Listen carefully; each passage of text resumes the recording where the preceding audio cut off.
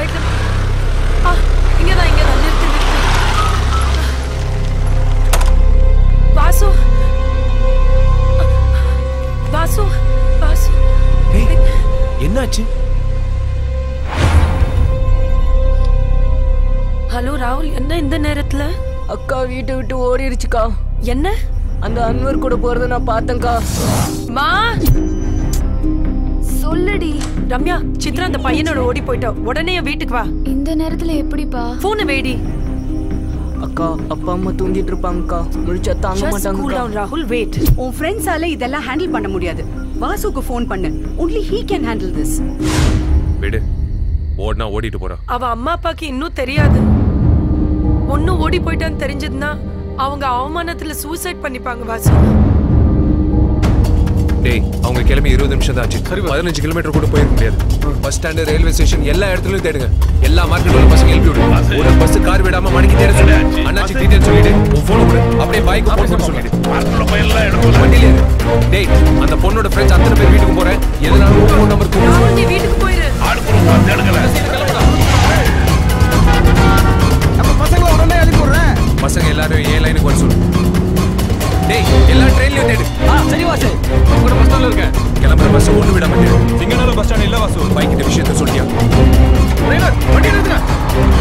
Check post நம்ம பசங்க நிக்கறாங்க வாசு. பாயிண்ட் எல்லாம் சொல்லிட்டேன். லைன்ல வருவாருன்னு. சரி. எங்க ஏரியா பசங்க தான் கூட போயிருக்காங்க. என்ன போய் சொல்றீங்க? எல்லாரும் போன் ஆஃப் பண்ணி வச்சிருக்காங்க. கோட்டமேடு முழுதும் தேட சொல்லிருங்க. சரி. என்னாச்சு? எல்லா டைம் தேடி பாருங்க வாசு. சரி, வண்டியில ஏறு. எல்லாரும் வட்டப்பாலத்துக்கு வந்துருங்க.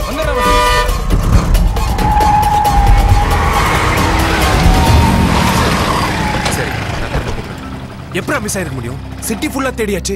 பஸ் ஸ்டாண்ட்லயும் இல்ல, ரயில். டேய், 5:30 மணிக்கு கேரளாக்கு ஒரு காய்கறி லோடு போமே. அது என்ன ட்ரெயின்? அது பொக்காரோ ஸ்டீல் எக்ஸ்பிரஸ். போத்தனூர் வழியா தான் போகும், சிட்டிக்குள்ள வராது.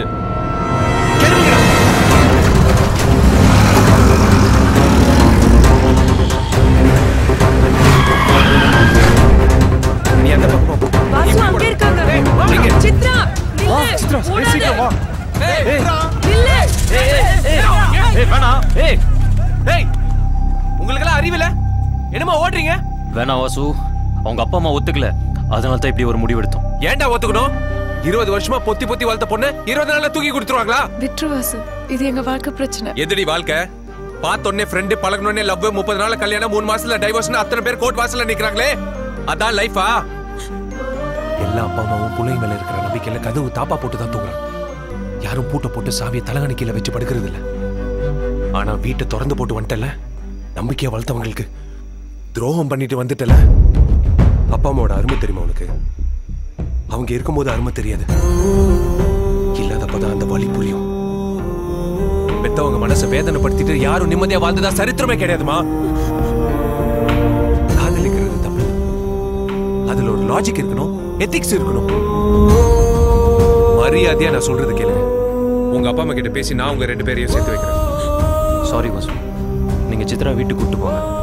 நான் எவ்வளவு நாள் ஆனாலும் வெயிட் பண்றேன்.